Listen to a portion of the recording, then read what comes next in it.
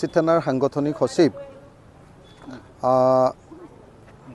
শৃংখল চলিহাক অসম পুলিচে যি ধৰণে আটক কৰিছে তাক মই নিন্দা কৰিছোঁ আৰু অসম পুলিচ আৰু অসমৰ গৃহমন্ত্ৰী তথা অসমৰ মুখ্যমন্ত্ৰীৰ ওচৰত দাবী উত্থাপন কৰিছোঁ যে শৃংখল চলিহাক অনতি বিলম্বে মুক্ত কৰি দিব লাগে।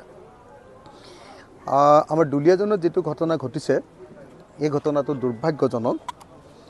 আমি দেখিছোঁ যে বিজেপি চৰকাৰৰ দিনত অসমৰ খিলঞ্জীয়া মানুহবিলাকৰ ওপৰত সদায় অত্যাচাৰ হৈছে। বিজেপি চৰকাৰৰ দিনত অসমৰ খিলঞ্জীয়া মানুহবিলাকে মাৰ খাবলগীয়া হৈছে আৰু বহিৰাগত মানুহবিলাকে বনিয়াবিলাকে যিবিলাকে বেপাৰ কৰিবলৈ ইয়ালৈ আহিছে তেওঁলোকে আমাৰ অসমীয়া মানুহৰ ওপৰত হাত তুলিবলৈ সাহস কৰিছে। আমাৰ খিলঞ্জীয়া থলুৱা মানুহৰ ওপৰত হাত তুলিবলৈ সাহস কৰিছে। গতিকে দুলীয়াজনৰ এই ঘটনা সেইকাৰণে নিন্দনীয়। মই সেইকাৰণে দাবী উত্থাপন কৰিছোঁ যে অনতি বিলম্বে শৃংখল চলিহাক মুক্ত কৰাৰ ব্যৱস্থা কৰিব লাগে। মুখ্যমন্ত্ৰীৰ ওচৰত দাবী জনাইছোঁ।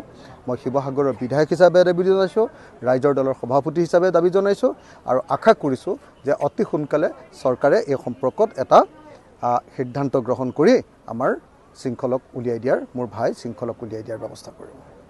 হ'ব।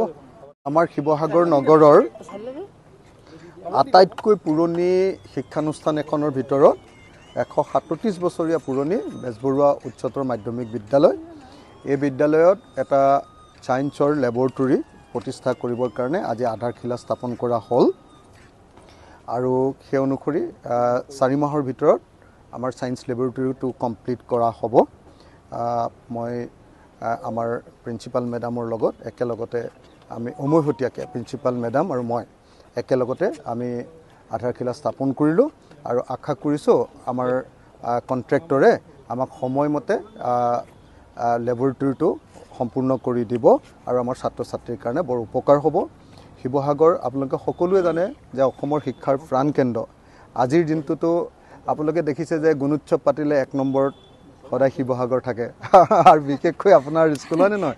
আমাৰ স্কুল আমাৰ এবাৰ 100% ৰিজাল্ট 100% পাছ কৰা এখন চৰকাৰী স্কুল যদি আছে তাই এখন বেজবৰুৱা উচ্চতৰ মাধ্যমিক গতানুগতিকভাৱে 5 বছৰ 100% পাইছে। যোৱা 5 বছৰ ধৰি 100% আমাৰ প্ৰিন্সিপাল বাইদেউৰ নেতৃত্বত আমি দেখিছোঁ যে 5 বছৰ ধৰি একেৰাহে 100% মানে উত্তীৰ্ণ হৈ আহিছে। তো